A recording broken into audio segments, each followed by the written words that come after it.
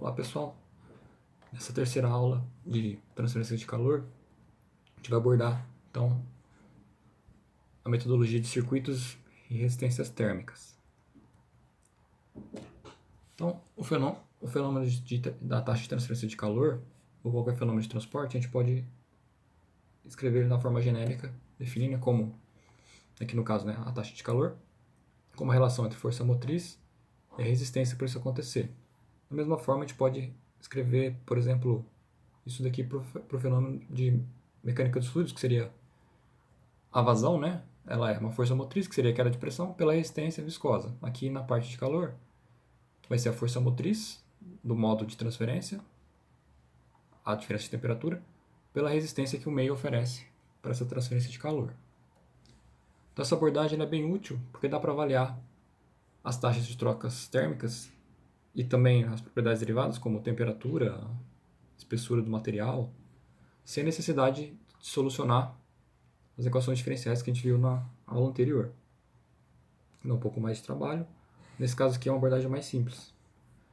Então vou começar com o caso da condução térmica numa parede plana, que seria o caso mais simples.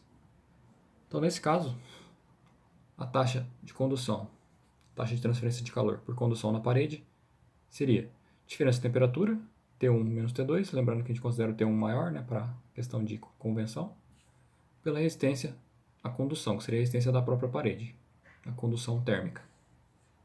Só que, deixando claro, todas as análises vão ser feitas para regime permanente. Então a gente tem essa definição aqui com a abordagem da resistência. Então o R vai sempre representar a resistência à transferência de calor. Isso é análogo à resistência elétrica da lei de Ohm, lá de física, que fornece aqui que a corrente elétrica vai ser a diferença de tensão elétrica, então V1 menos V2, pela resistência elétrica. Então a gente pode fazer uma analogia entre transferência de calor e física elétrica. Então T1, T2, que a resistência, a representação da resistência na forma desse diagrama. Então a taxa de calor transferida, a diferença da força motriz, T1 menos T2, pela resistência entre esses dois pontos. De forma análoga, então, à corrente elétrica. Então a gente parte da lei de Fourier para uma parede plana, relembrando, a taxa de calor por condução vai ser condutividade térmica vezes a área, força motriz pela espessura da parede. Se a gente comparar com a equação que a gente definiu com base na resistência, o R vai ser L sobre Ka. Então, para uma parede plana, a resistência vai ser proporcional à espessura da parede e inversamente proporcional à condutividade térmica e à área de troca. Pela lei de resfriamento de Newton, a gente consegue definir então a resistência da convecção. Então a taxa de calor, transferência de calor por convecção, é igual ao coeficiente de convecção, que é o H, a área superficial de troca térmica e a diferença de temperatura da superfície para o fluido. Então, se a gente escrever na forma de resistência, a equação ficaria escrita dessa forma. Força motriz agora é Ts menos T infinito, então temperatura na superfície, temperatura do fluido, pela resistência à convecção. Então, se a gente comparar as duas equações, a gente vai ver que o R, a resistência convectiva, vai ser 1 sobre o coeficiente de convecção e a área de troca térmica. Aqui, como o curso está focado em condução e convecção, então se for necessário considerar os efeitos de radiação, a gente vai utilizar esse H aqui como se fosse um H combinado, que vai já considerar então parcela de convecção e uma parcela de radiação. Então, como a gente já viu, essa parte de circuitos térmicos ela tem analogia com a lei de Ohm, na parte de circuitos elétricos. Então a gente pode trabalhar com aquelas regras de arranjo em série paralelo, que considerando então regime permanente. A regra geral é, se o arranjo é em série, a resistência total vai ser a soma das resistências individuais. E se o arranjo é em paralelo, o inverso da resistência total é igual à soma dos inversos das resistências individuais. Então, vamos exemplificar aqui alguns casos. Então, considerar esse exemplo, uma parede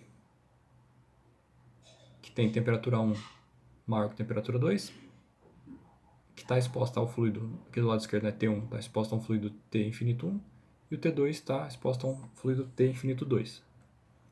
Então, a gente vai ter aqui, né, fazer todo o caminho. Está todo em série, então você tem um fluido, parede, fluido.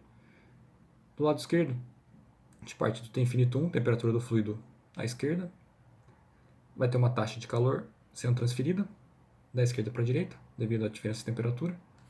Então aqui a gente tem uma resistência convectiva do lado 1, até chegar em T1. T1 para T2 a gente vai ter uma resistência, só que por condução, que seria o R wall aqui, né? Wall de parede. Então entre T1 e T2, uma resistência à condução. Para finalizar, a gente tem uma terceira resistência, que seria a resistência à convecção do fluido 2. Então esse seria o circuito térmico dessa parede exposta à convecção dos dois lados. Então, para um regime permanente, a taxa de calor vai ser definida, né? A taxa de calor que está entrando na parede por convecção, ela tem que ser igual à taxa de calor transferida por condução através da parede. Por sua vez, tem que ser igual à taxa de convecção que sai da parede, né? A partir da parede. Já que está em regime permanente, não tem acúmulo. O que entra aqui passa pela parede e sai no segundo fluido. Ou seja, se eu escrever de forma local, né, para cada termo fica, né, a taxa total de transferência de calor vai ser, olhando só para a taxa de convecção que está entrando na parede, tem força motriz, né, T infinito menos T1, pela resistência à convecção no fluido 1. Isso tem que ser igual a T1 menos T2, dividido pela resistência de condução, que tem que ser igual ao T2 menos T infinito 2, temperatura da parede direita, menos a temperatura do fluido do lado direito, pela resistência à convecção nesse fluido. Ou, de forma global, né, como a taxa de calor ela é conservada, já que tem regime permanente, posso escrever em função da análise global do sistema. Então fica T infinito 1 menos T infinito 2, dividido pela resistência total. E a resistência total, como está em série, vai ser a soma das três. Então, analisando aqui a resistência total, a gente tem a resistência convecção 1, a resistência da parede, já que está todas em séries, né, soma, e a resistência convecção 2. Escrevendo na fórmula das equações, né, que a gente definiu para cada mecanismo. Então, para a convecção, a resistência vai ser simplesmente 1 sobre o coeficiente de convecção área, condução, espessura da parede, condutividade área, e do segundo fluido, parte convectiva, 1 sobre o coeficiente de convecção H2 pela área de troca térmica. Para a parede plana, a área vai ser igual, a gente vai poder simplificar isso. Aí que acontece que muitas vezes as paredes são compostas, tem múltiplas camadas com diferentes materiais. Isso é utilizado para isolamento, por exemplo, né? Então aqui, nesse exemplo aqui, a gente tem um fluido camada, a parede A, né, está exposta ao fluido 1 de temperatura T infinito 1. Tem duas paredes com diferentes condutividades térmicas e diferentes espessuras. Então T1, T2 na interface entre as duas paredes, T3 do lado direito, na parede do lado direito, está exposta ao fluido 2 de temperatura T infinito 2 e coeficiente de convecção H2. Então, como o fluido 1 está mais quente que o fluido 2, o calor flui nesse sentido, da esquerda para a direita. Então, como ficaria a resistência total, né? Como é tudo em série, então a gente tem a resistência convectiva do lado do fluido 1, mais resistência da parede 1, resistência da parede 2, mais resistência do fluido 2, resistência por convecção do fluido 2. Escrevendo na forma das equações, convecção, então 1 sobre HA, condução, espessura do material pela condutividade área, mesma coisa na parede 2, só que agora para o material 2, e enfim, fluido 2 que apresenta um coeficiente de convecção H2. Agora, ao invés de resistência em série, né, se a resistência fosse em paralelo, como ficaria, né? Aqui a gente tem a temperatura 1 uniforme nas duas camadas. E a temperatura 2 também igual nas duas camadas, só que do lado direito. Então aqui em cima está isolado, em cima e embaixo está isolado para taxa de calor, né, ela fluir nesse sentido aqui, como se for ao longo de L. A gente tem área 1, material 1, área 2, material 2. O circuito térmico ficaria dessa forma. Temperatura 1, considerando que a temperatura 1 é maior que a temperatura 2, o fluido, a taxa de transferência de calor vai estar nesse sentido aqui, né? Saindo de T1, indo para T2. Então, vai subdividir aqui, né? Como está em paralelo, a gente vai ter uma parcela de Q1, taxa de calor pelo material 1, pela resistência desse material, fluindo aqui nessa parte de cima, e na parte de baixo, um Q2 relacionado ao material 2, que tem uma resistência 2. Então, o Q total seria a soma dos dois, que é dado por a força motriz, T1 menos T2, pela resistência total, só que agora está em paralelo. Então, pela definição, quando a resistência está em paralelo, a gente faz o inverso, né? 1 sobre a resistência total vai ser igual a 1 sobre a resistência 1 mais 1 sobre a resistência 2. Se quiser dar uma modificada, a gente pode fazer aqui, tirar o mínimo múltiplo comum e chegar nesse rearranjo, que ficaria, né, multiplicação do produto entre R1 e R2 dividido pela soma de R1 e R2. E tem alguns casos também que as paredes podem envolver mistura, né, de resistência em paralelo e em série. Então, o terceiro exemplo, duas camadas, né, em paralelo, 1 e 2. Então, aqui temperatura uniforme nas duas camadas, de área 1 e área 2. O L1 e L2 tem o mesmo comprimento. Daí chega, né, nesse ponto aqui, tem uma interface com um terceiro material. E daí eles estão em série. O material 1 e 2 vai estar em série com o material 3. O material 3, por sua vez, tem a área de troca térmica A3 e está exposto a um fluido de temperatura T infinito. Portanto, a convecção, coeficiente de convecção H. Então, o circuito térmico ficaria T1, considerando, né, sempre que o nosso lado esquerdo está mais quente que o lado direito. T1, então, T1 é maior que T infinito. Portanto, a taxa de transferência de calor flui, né, do lado esquerdo para o lado direito. Então, aqui nessa primeira parte dos dois materiais em paralelo, o circuito é dividido. Então, uma parcela vai para o material 1 e outra para o material 2. Então, a soma de Q1 e Q2 tem que ser igual ao Q.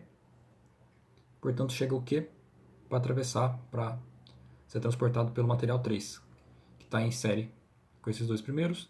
Então, resistência 3. E, por último, uma resistência à convecção, que é da parede para o fluido está externo à parede. Então, R total seria o R12, que vai sair da resistência em paralelo, mais o R3, mais o R de convecção. Lembrando, né, quando tem duas paredes em paralelo, como a gente fez no exemplo anterior, eu tenho essa expressão aqui, multiplicação do R1 com R2 dividido pela soma dos dois, mais R3 e R de convecção. Daí, se a gente abrir um por um, né, o R1, como é parede e a resistência é condução, fica L1 sobre K1A1. O R2, L2, condutividade térmica do material 2, área 2. Aqui as áreas são diferentes, né? O R3, comprimento desse material 3, condutividade térmica dele pela área de troca térmica. E, enfim, a resistência à convecção, que é 1 sobre o H pela área 3.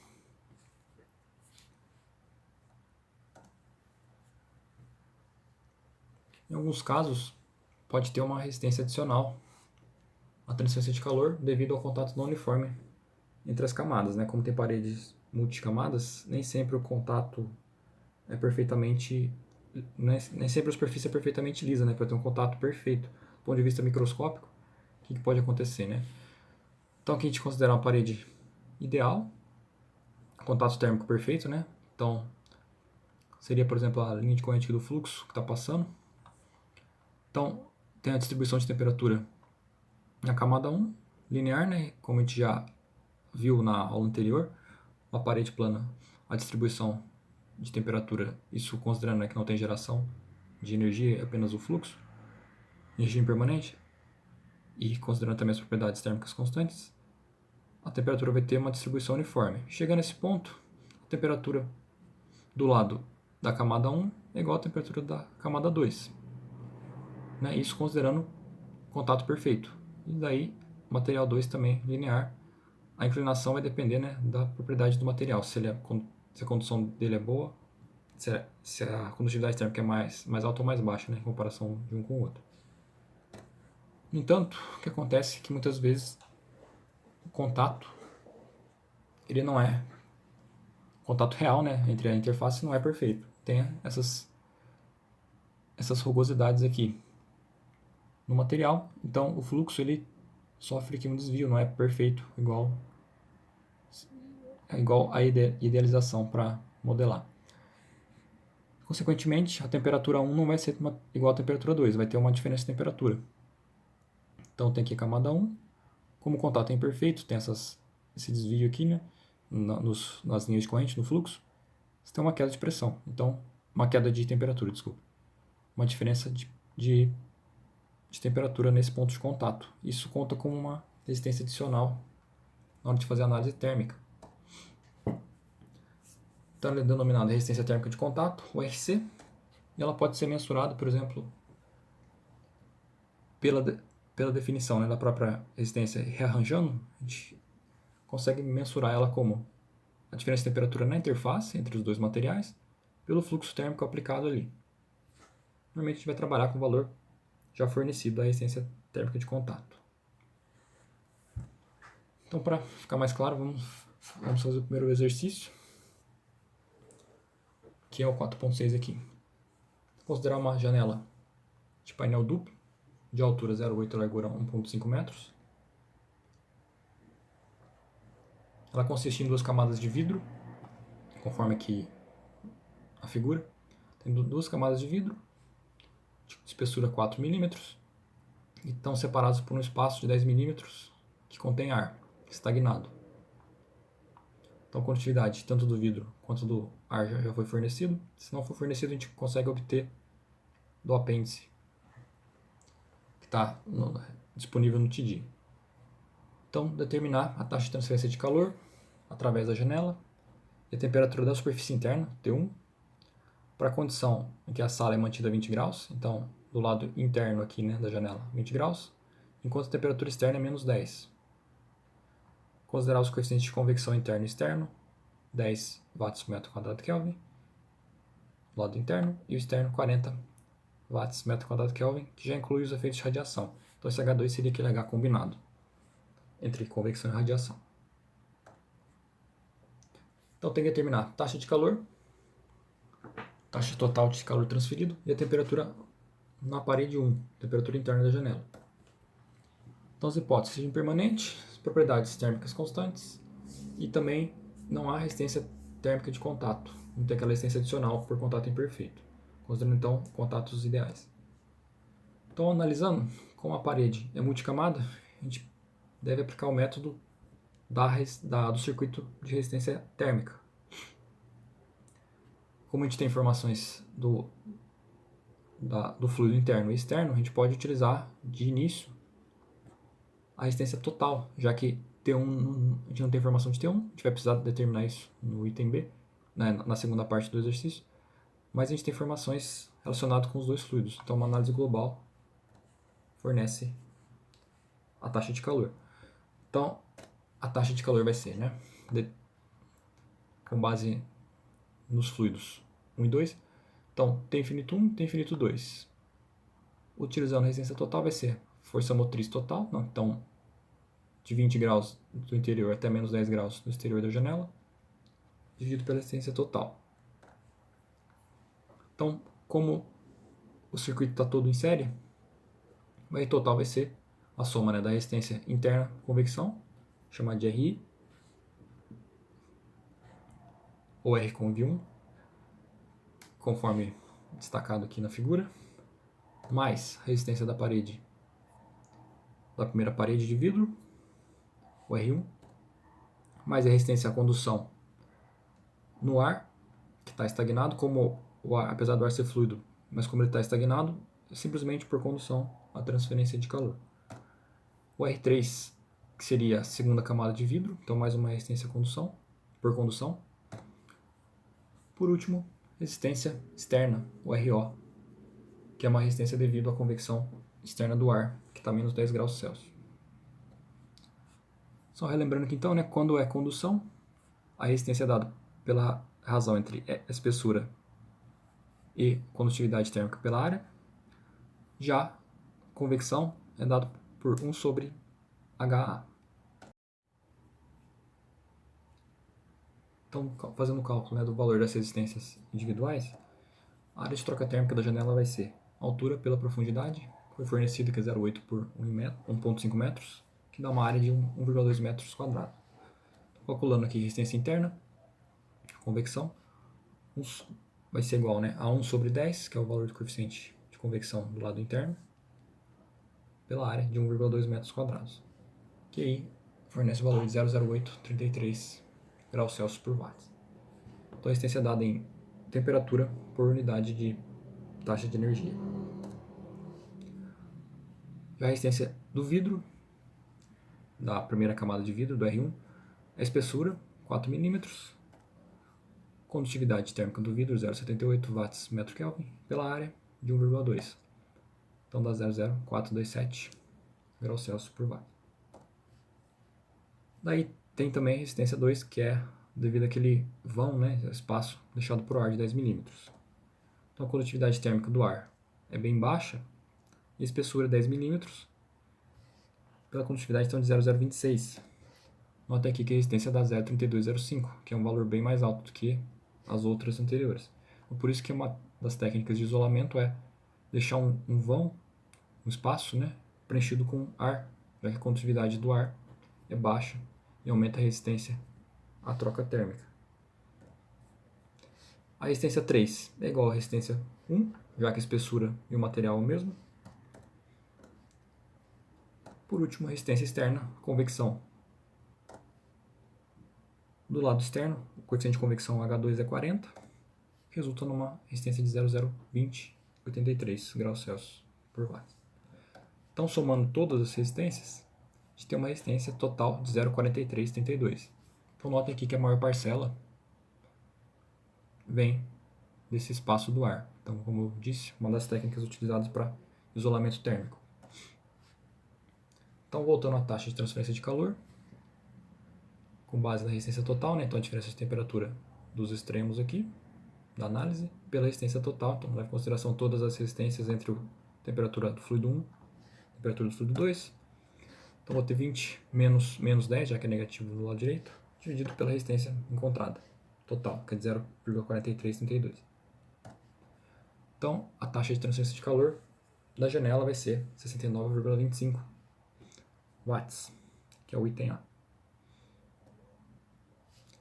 Aí, para determinar T1, quando a gente quer determinar uma temperatura pontual, a gente pode olhar só para aquele circuito térmico local.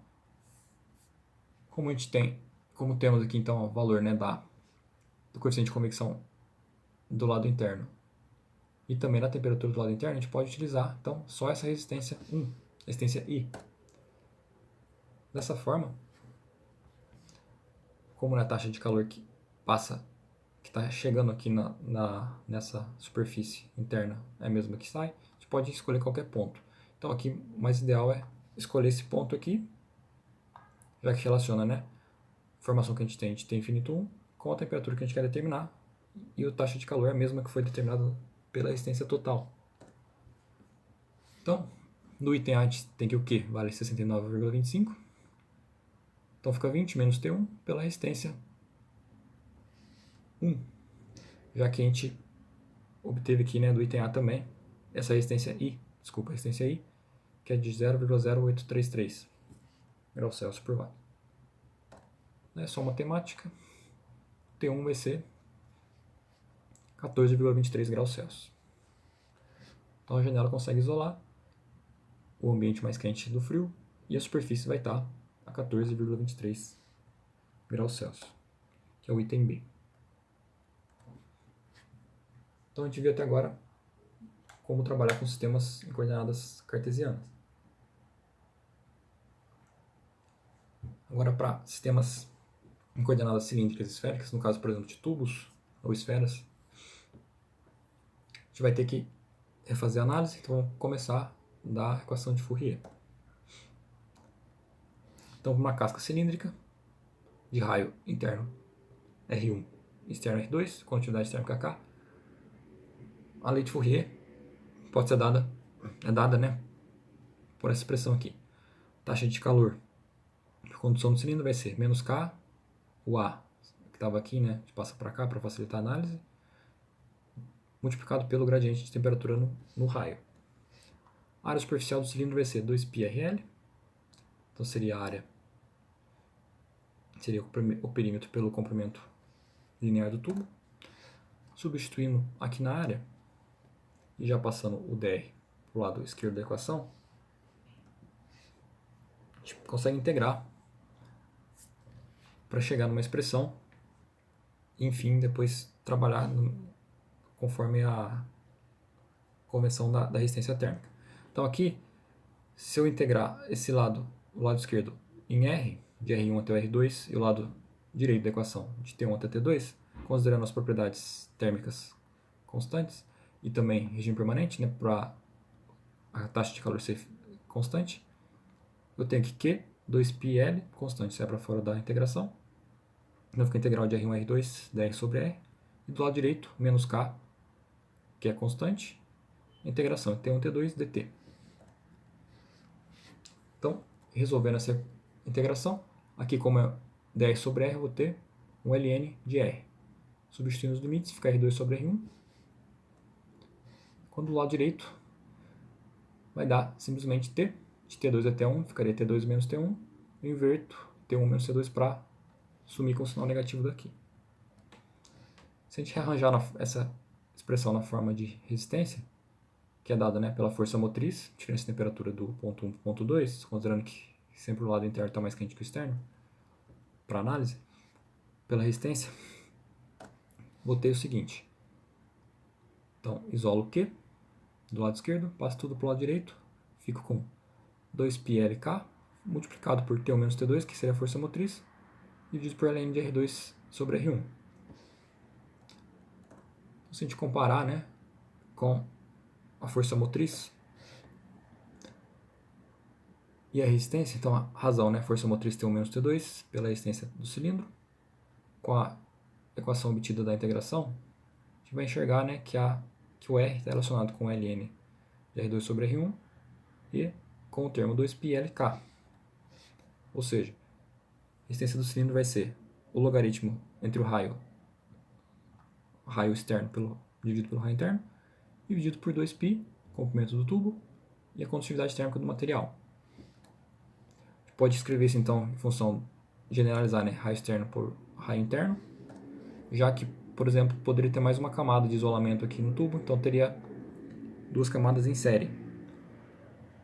Então, para facilitar a análise, não precisa ficar refazendo a integração, a gente define que a resistência do cilindro vai ser o ln do raio externo pelo raio interno, dividido por 2πLK, cada material, então, em análise. A gente pode fazer depois, no exemplo, vai ter lá, a gente vai somar, né, se tiver em série o raio externo pelo raio interno, então facilita a análise para paredes cilíndricas multicamada.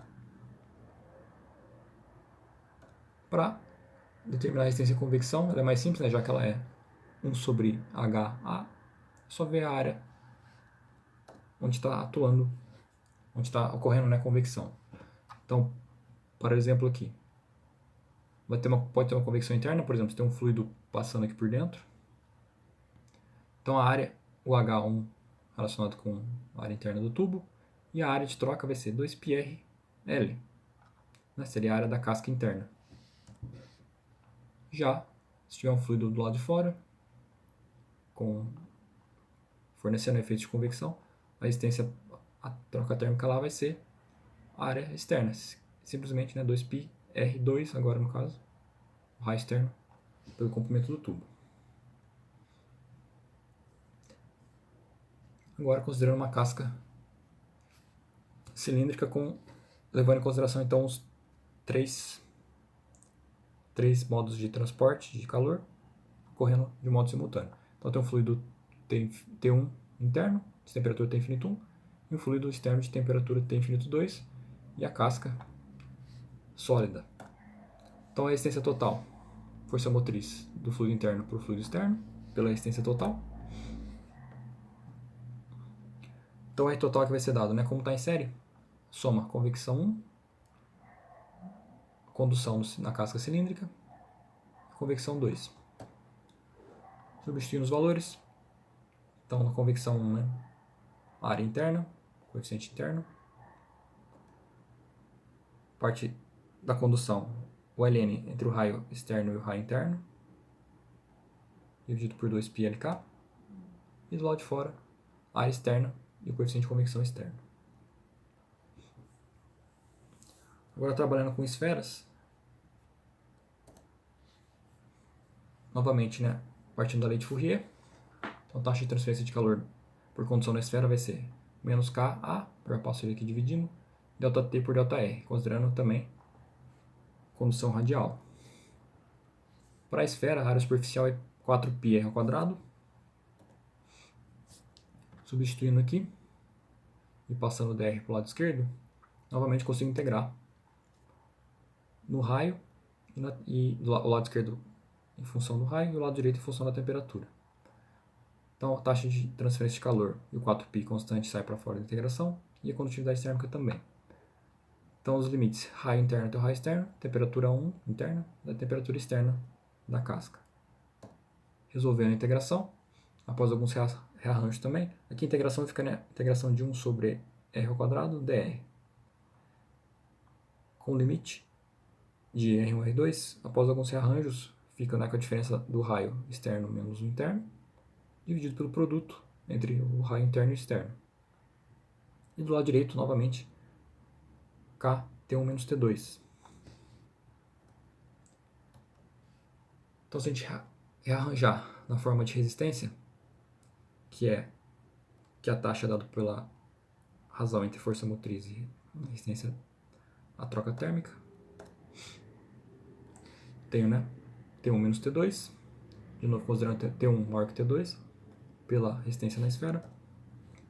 A gente observa aqui, né, que a resistência da esfera vai ser R2 menos R1 sobre todo esse termo aqui de cima, 4πk R1 R2. Ou de forma genérica, raio externo menos raio interno, dividido por 4π, produto entre os raios, externo e interno, vezes multiplicado pela condutividade térmica do material. Aqui também pode ter, né, outra camada ou várias camadas aqui de isolamento. Então, para facilitar a análise, paredes multicamada, em cascas multicamada. Convecção novamente é mais simples de obter, então só relacionar com a área. Então, na área interna, 4π R interno R1 ao quadrado, multiplicado pelo coeficiente de convecção do fluido interno, e o externo com R2, então fica 4π ao quadrado aqui na área.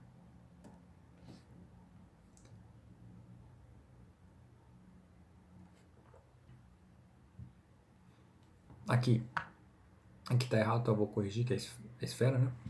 Então, se a resistência térmica insere numa esfera, como seria? Fluido 1 interno, fluido 2 externo. Como está em série, a gente pode escrever a taxa de transferência como razão da resistência total. Então, a diferença de temperatura do fluido 1 para o fluido 2 pela resistência total. Resistência total, então, soma das três resistências, né? Convecção interna, casca esférica, convecção externa. Então fica, né, convecção interna 4πr1 ao quadrado, pelo coeficiente de convecção. Aqui o termo de resistência à condução, diferença dos raios, externo e interno. E, por último, a resistência à convecção do lado 2, que seria relacionado com a área externa da esfera, 4πr ao quadrado R2 ao quadrado. Então, resumindo, a gente vai utilizar são essas equações aqui. A parede plana, a condução vai ser, né, espessura sobre K. Já a condução nas cascas cilíndrica e esférica, elas dependem dos valores dos raios, tanto externo quanto interno. Convecção, a expressão é a mesma, o que vai mudar, né, é a área de troca térmica. A área de troca térmica numa parede plana é altura vezes profundidade. Para a casca cilíndrica, 2πrl, e para a casca esférica, 4πr². Aí, um exercício aqui num tanque esférico para ilustrar como determinar as propriedades necessárias. Então, um tanque esférico de diâmetro interno 3 metros, é feito de aço inoxidável, então o valor da condutividade foi dado igual a 15 watts/Kelvin. Tem uma espessura de 2 centímetros. Ele é usado para estocar gelo, que vai estar a temperatura de 0 graus. Então aqui é água com gelo, vai ter um coeficiente de convecção relacionado, que é o T infinito 1. O tanque vai estar numa sala que está a 22 graus Celsius, então o fluido externo T infinito 2, 22 graus Celsius. Daí os coeficientes de convecção interno e externo são 80 no interno e o externo 10. Então desprezar os efeitos de radiação, determinar taxa de transferência de calor para água com gelo, já que o lado externo está mais quente que o lado interno, né? Vai aquecer o sistema que está com água com gelo. E B, a quantidade de gelo a 0 graus que vai se fundir por dia. Considerar o calor latente de fusão igual a 333,7 kJ por quilo. Então, deve-se determinar a taxa de transferência de calor e a massa de gelo que vai se fundir, vai derreter, né, para cada período de 24 horas. Considerações: regime permanente, propriedades térmicas constantes. Então, como a gente tem, como foi fornecido, temperatura interna e externa, e também os coeficientes de convecção interno e externo são conhecidos, a gente pode aplicar a resistência térmica para análise global, né, para taxa de calor em função da resistência total. Então fica, taxa de calor vai ser T infinito 2 menos T infinito 1, já que o fluido 2 é mais quente que o fluido 1, pela resistência total. Então o circuito térmico todo em série, a gente vai ter uma resistência total, vai ser resistência convecção, que é a resistência interna, resistência na casca esférica por condução, e uma resistência externa por convecção do ar da sala. Então a resistência interna por convecção é 1 sobre o H1 pela área interna da casca esférica. Então 1 sobre 80, valor fornecido, 4π. Raio interno é 1,5 metros ao quadrado. Então tem um coeficiente de 0,000442 graus Celsius por watt. A resistência à condução na casca é raio externo menos raio interno, dividido por 4π, raio externo, produto raio externo, raio interno, condutividade térmica. Daí aqui, né, o raio externo ele é 1,52 metros, já que ele é a soma, né, do raio interno mais a espessura. Por isso que fica, né, 1,52 menos 1,50, condutividade do material. Fazendo o cálculo, então, dá 0,000046. E a condutividade e a resistência por convecção externa. Como eu falei aqui, né, raio externo é, então, raio interno mais a espessura da casca. Então fica 1 sobre 10 pela área externa, 4π, raio externo, 1,52 metros ao quadrado, que dá 0,00344. Então, somando as três resistências, a resistência total, no caso, vai ser 0,003932. Voltando à taxa de calor, tenho então força motriz 22 graus menos 0 pela resistência total. Então a taxa de calor que vai ser transferida para a água com gelo é de 5.595,12 watts, que é a resposta do item A.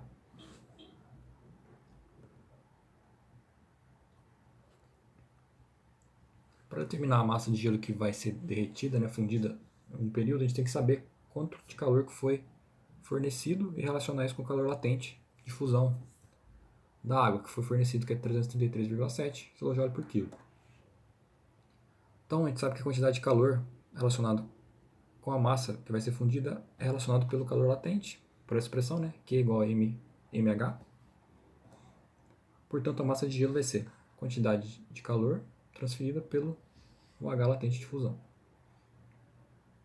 Então a gente tem que determinar quanto de calor que foi transferido ao tanque que contém água com gelo nessas 24 horas. Considerando regime permanente, que não houve alteração nas temperaturas da sala e do tanque, nosso Q vai ser constante, nosso Q ponto, né, a taxa de calor. Portanto, o Q total vai ser simplesmente a taxa de calor pelo período. A gente viu lá na primeira aula, na integração, seria a integração, né, num período de tempo, como nossa taxa é constante, ela sai para fora da integração, então o intervalo de tempo é o próprio ΔT. Então, substituindo os valores, watts é já a mesma coisa que joule por segundo, então a gente tem 5.595,12 joule por segundo vezes 24 horas. Aqui só conversão então de hora para segundos para hora, né, para fechar aqui então as unidades. 24 horas, 60 minutos equivale a 1 hora e 60 segundos 1 minuto. Fazendo análise, a gente chega que a quantidade total de calor transferido nesse período foi de 483,416, 10 a sexta joule. Portanto, voltando à expressão, a gente vai ter, né, essa quantidade de energia pelo calor latente de fusão, que cuidado nas unidades, 333,7 kJ, então substituo por 10 a terceira.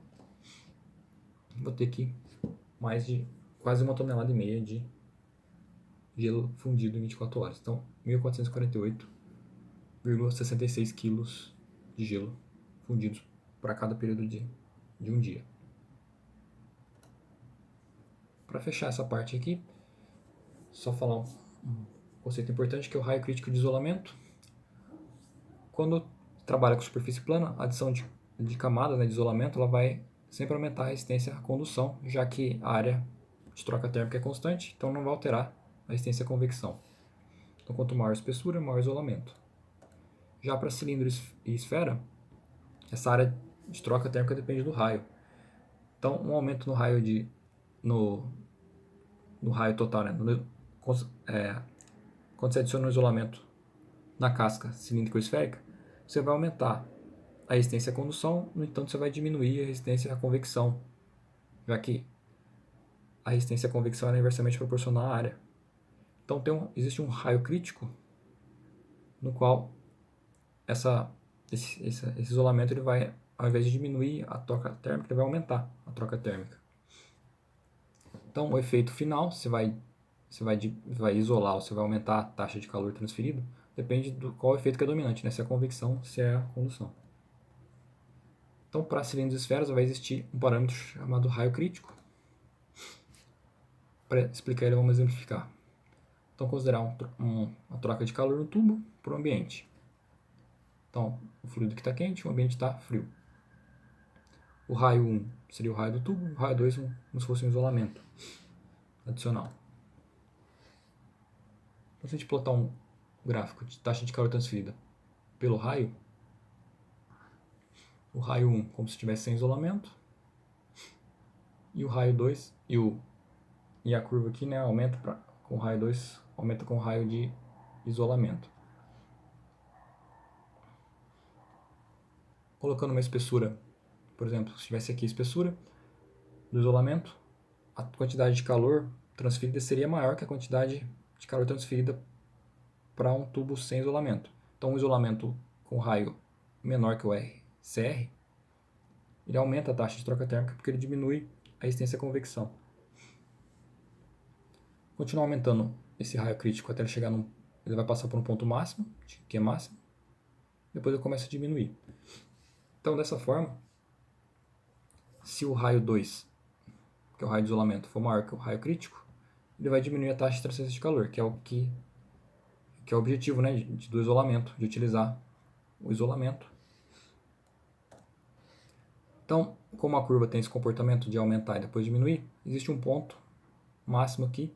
Então, a derivada da taxa de transferência de calor em função do raio de isolamento, quando ela vale zero, chega num ponto máximo, que seria a inclinação zero, então determina-se qual que é o valor do raio crítico. Se substituirmos lá a equação da taxa de calor aqui para um tubo cilíndrico, uma casca cilíndrica e para uma casca esférica e resolver essa derivada, a gente vai chegar no raio crítico. Para cilindro, ela é dada pela relação entre condutividade e coeficiente de convecção térmica. Então, ela é basicamente uma razão entre condução e convecção. Já para a esfera, devido à integração, já que a dependência lá, a multiplicação dos raios, parece um 2 aqui. Então, o raio crítico da esfera vai ser 2 vezes a condutividade pelo coeficiente de convecção. Então, para o isolamento fazer efeito, ele tem que ter um valor maior que esse raio crítico determinado aqui. Então, nessa aula a gente trabalhou com a abordagem de resistências e circuitos térmicos, uma abordagem que facilita a análise, principalmente para casos que tem multicamadas, paredes com multicamadas. A gente viu nos três temas de coordenadas. Na próxima aula a gente entra na parte de convecção. Então, até a próxima aula.